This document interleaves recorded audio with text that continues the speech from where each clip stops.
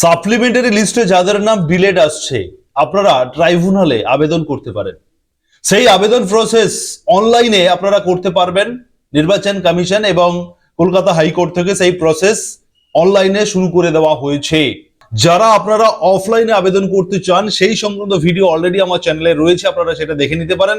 এই ভিডিওর মাধ্যমে আমি আপনাদেরকে অনলাইনের মাধ্যমে আপনারা কিভাবে ট্রাইব্যুনালে আপনারা আবেদন করবেন নিজের হাতে থাকা স্মার্টফোন থেকে, বাড়ির কম্পিউটার কিংবা সাইবার ক্যাফ থেকে আপনারা অনলাইনের মাধ্যমে ট্রাইব্যুনালে কিভাবে আপনারা আবেদন করবেন যাদের নাম ডিলেট এসেছে আপনাদেরকে সেই প্রসেস এই ভিডিওর মাধ্যমে দেখাবো। তবে তার আগে যারা সুরজিৎ একাডেমি ইউটিউব চ্যানেলে এখনো সাবস্ক্রাইব করেননি, প্রথমত আপনারা সাবস্ক্রাইব করবেন। ফেসবুক থেকে দেখলে পেজটিকে ফলো করবেন এবং অবশ্যই এই গুরুত্বপূর্ণ ভিডিওটি আপনারা শেয়ার করে দেবেন অন্যের সুবিধার্থে। অনলাইনে ট্রাইব্যুনালে আবেদন করার জন্য প্রথমে আপনাদেরকে গুগল ব্রাউজারটি খুলে নিতে হবে। সেখানে আপনারা ভোটার্স eci.gov.in এই লিংকের উপরে আপনারা ক্লিক করবেন, বা এটা আপনারা গুগলে লিখে দেবেন ভোটার্স eci.gov.in।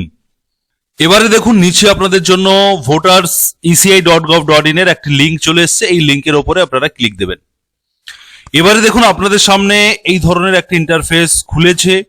এখান থেকে আপনারা একটু খুঁজে নেবেন যে submit appeal for individual under adjudication, এই যে অপশনটা রয়েছে এই ডান দিকে, এই অপশনটা আপনারা খুঁজে নেবেন এবং এর উপরে আপনারা ক্লিক করবেন submit appeal for individual under adjudication, এই লিংকের উপরে আপনারা ক্লিক দেবেন।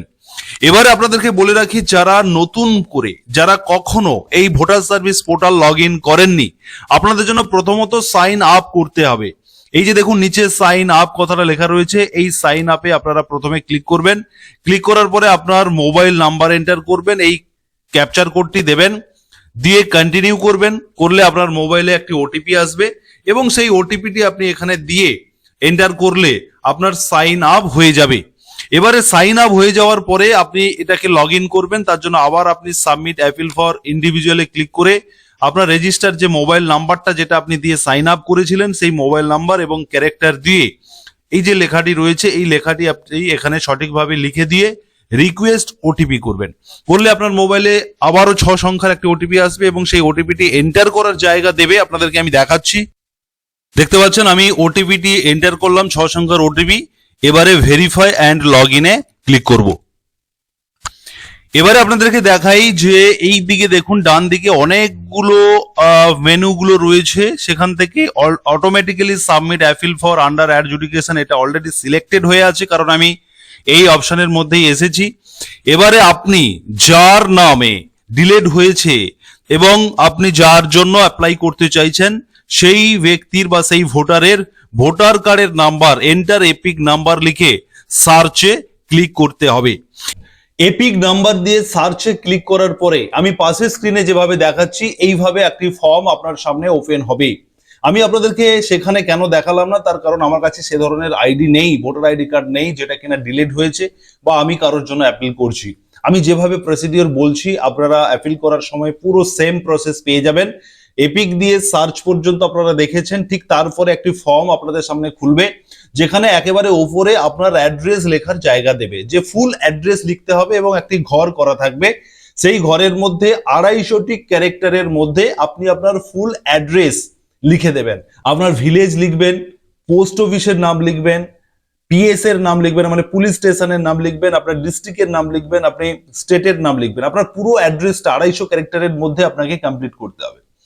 অ্যাড্রেস হয়ে যাওয়ার পরে ঠিক তার নিচে থাকবে ব্রিফ ফ্যাক্ট, এই কথাটা লেখা থাকবে এবং তার নিচে একটি ঘর দেওয়া থাকবে যে ঘরে 1000 ক্যারেক্টারের মধ্যে আপনাকে আপনার যে মূল বক্তব্য আপনি কি বলতে চাইছেন সেটা আপনি পুরো বক্তব্যটা ওখানে আপনি লিখবেন। মানে আপনার যে অ্যাপ্লিকেশন করার যে মূল বক্তব্য সেটা আপনি ওখানে লিখে দেবেন। তবে এখানে আপনাদেরকে বলে রাখি, এখানে যা কিছু করতে হবে আপনাদেরকে কিন্তু ইংলিশে করতে হবে। এবারে মূল বক্তব্যতে আপনি কি লিখবেন সেই সংক্রান্ত ভিডিও আমার এই ভিডিওর যে ডেসক্রিপশন রয়েছে সেই ডেসক্রিপশন বক্সে অফলাইনে আপনি যে অ্যাপ্লিকেশন করবেন তার প্রসেস বলা হয়েছে। সেইখানে যে অ্যাপ্লিকেশন করতে গিয়ে যে অ্যাপ্লিকেশনটি আপনাকে সাদা কাগজে লিখতে হবে সেই অ্যাপ্লিকেশনটি আপনি ওই ব্রিফ ফ্যাক্টের ঘরে আপনি লিখবেন। আমি পাশে স্ক্রিনে সেটি আপনি কি লিখবেন সেটা আমি দেখাচ্ছি। এটা থেকে আপনি দেখে দেখে আপনি ওই ঘরে 1000 ক্যারেক্টারের মধ্যে আপনার মূল বক্তব্য লিখবেন।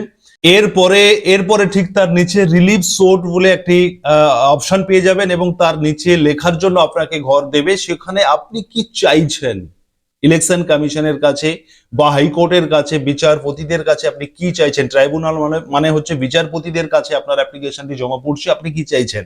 আপনি আপনার ভোটাধিকার ফিরে পেতে চাইছেন, আপনার ভোটার কার্ডটিকে আবার যাতে অ্যাক্টিভ করে দেওয়া হয় আপনি সেটাই চাইছেন। এভাবেই আপনি রিলিফ সুটের ঘরে আপনি এটা লিখবেন এবং ঠিক তারপরে আপনার প্লেস লেখার জায়গা থেকে দেবে। আপনার যে প্লেস, আপনার ধরুন ব্লক কিংবা গ্রামের নামটা আপনি লিখে দিতে পারেন, আপনার প্লেস ঠিকানাটা আপনি ওখানে দিয়ে দিতে পারেন এবং ঠিক তারপরে আপনার একটি আধার নাম্বার, আধার অথেন্টিকেশন, আধার ভেরিফিকেশনের জন্য একটা অপশন আসবে।